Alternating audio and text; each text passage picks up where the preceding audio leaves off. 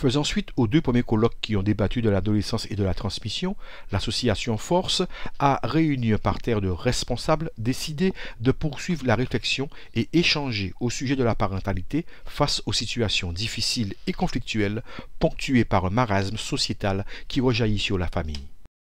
Dans une société, il y a besoin de déclencheurs. Par rapport à des situations que l'on observe, puisque je suis une femme de terrain, et j'ai des remontées d'informations qui me permettent de saisir les opportunités qui correspondent aux besoins de la population. Et quand je parle de déclencheur, je dis que cette multiplicité d'informations que nous allons recevoir sur la filiation aujourd'hui, j'aime à penser que ça sera un déclencheur dans la conscientisation du peuple guadeloupéen et son avancée.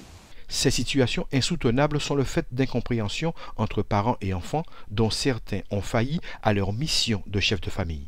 Il n'est pas question de jugement, il n'est pas question de savoir à qui la faute.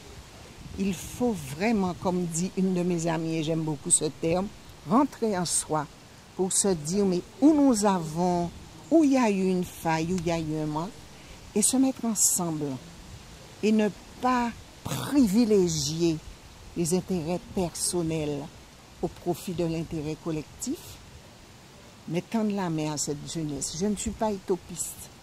Je dis qu'un être humain, il a besoin d'amour, il a besoin d'attention, et s'il sent l'intérêt, on ne va pas éradiquer toutes les souffrances.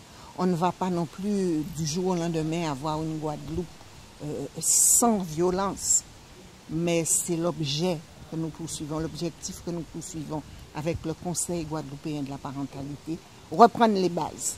Une mise au point sociologique a tenu à placer le père au sein du débat, accusé d'être absent du cocon familial, parce que la littérature l'a considéré comme étant une entité périphérique de la famille. On a fini par montrer un seul modèle de femme, c'est-à-dire celle qui souffrait, qui connaîtrait qu'un homme, qui ne voudrait pas reconnaître ses enfants, qui serait coureur, et que de l'autre côté, cet homme-là n'aurait aucune qualité. Or, on se rend bien compte que non, notre société est composée autrement et qu'il faut justement revenir sans enjeu de pouvoir, sans enjeu stratégique, à une co-construction, puisqu'on est obligé de cheminer ensemble dans cette société-là si on veut justement changer la donne. Parce qu'on se rend bien compte qu'on est arrivé aux limites d'un système. La première cause de mortalité des jeunes hommes de moins de 40 ans, c'est le suicide. Cela montre bien qu'on a construit des hommes qui sont fragiles parce qu'ils ne trouvent pas leur place. Non pas qu'ils n'ont pas leur place. Et je dis souvent cette nuance-là a son importance, c'est qu'ils ont leur place. On est dans une société administrée qui fait que être homme aujourd'hui est beaucoup plus difficile qu'il y a une cinquantaine d'années.